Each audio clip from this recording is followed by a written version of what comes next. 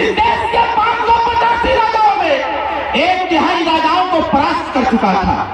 जब वह विदेशी आक्रांता इस देश के सारे राजाओं को परास्त करते हुए जब बहराइच की सीमा के पास पहुंचता है तो वहां पर हम सब के राजा सुहेलदेव राजभर जी निवास करते थे। राजा सुहेलदेव राजभर जी को विदेशी आक्रांता ने कहा, यह शस्त्र सारा मेरे सामने नष्ट नाबूद होकर झुक जाओ, क्योंकि सभी राजाओं को हमने परास्त कर दिया है। राजा सुहेलदेव राजभर जी ने कहा, अरे हम भारतीय नागवंशी राजभर हैं, इस देश के लिए मरना जानते हैं, झुकना नहीं जानते हैं और युद्ध करेंगे तुमसे, देखते हैं तुम्हारे में कितनी ताकत है। राजा सुहेलदेव राजभर जी नानपारा के मैदान में उतरते हैं। नौजवान भाइयों, अरे अपने खून को गर्म करो भाई, यह लोकतंत्र है।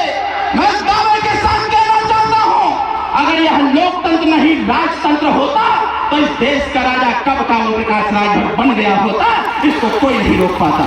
यह लोकतंत्र है, लोगों को पता था, इतिहासकारों को पता था कि अगर इस राजभर समाज के इतिहास को हम लिख देंगे और राजभर समाज के लोग पढ़ लेंगे या हिंदू समाज के लोग पढ़ लेंगे तो कहीं ऐसा समय न आ जाए ये एक साथ खड़े होकर के लोकतंत्र पे कब्जा न कर लें।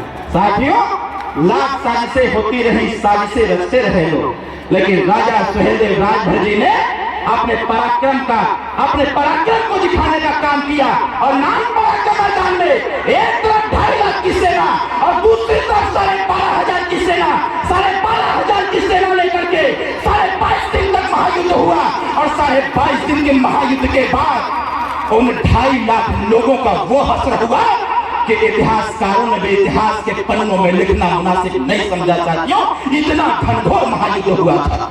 इस देश में युद्ध हुआ था महाभारत का। अगर देखा जाए धर्म के लिए, इस देश की आत्मा सम्मान के लिए, महिलाओं के इज्जत और आबरू के लिए, बच्चों के जो संक्रमण हो रहे थे उनको बचाने के लिए, अगर इस देश को पुनः जीवित करने के लिए किसी ने युद्ध लड़ा था तो चक्रवर्ती सम्राट राष्ट्रवीर राजभर महाराजा सुहेलदेव राजभर लड़े।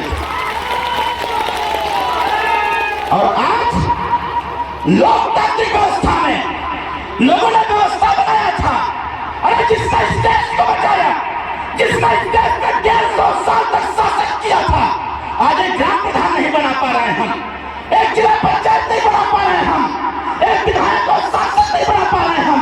अरे लायक है ऐसी जिंदगी पर, अगर हमें अपने इतिहास से सीख ना मिली होती तो यह सुहेलदेव भारतीय समाज पार्टी भी नहीं बनता। साथियों, हम भी दूसरों की तरह गुलाम बनकर के बैठ कर रह जाते।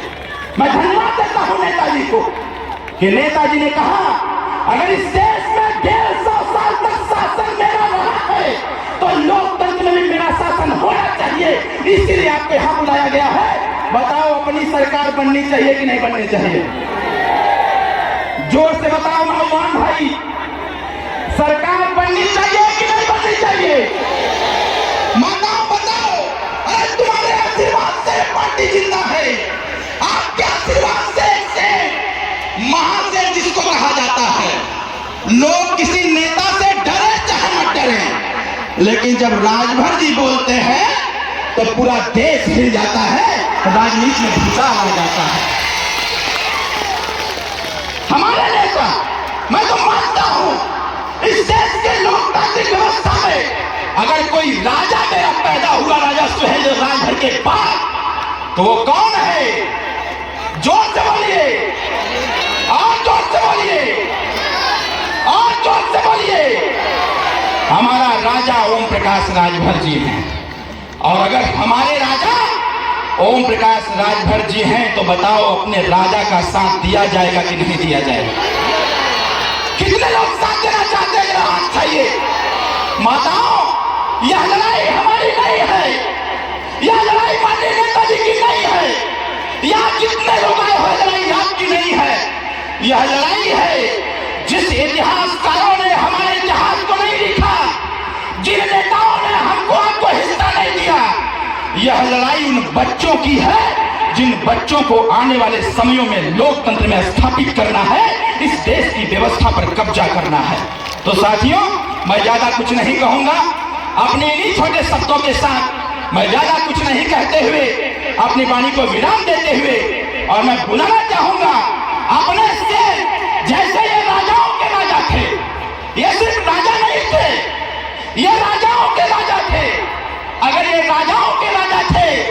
तो नेताओं के नेता भी यहाँ बैठे हुए हैं।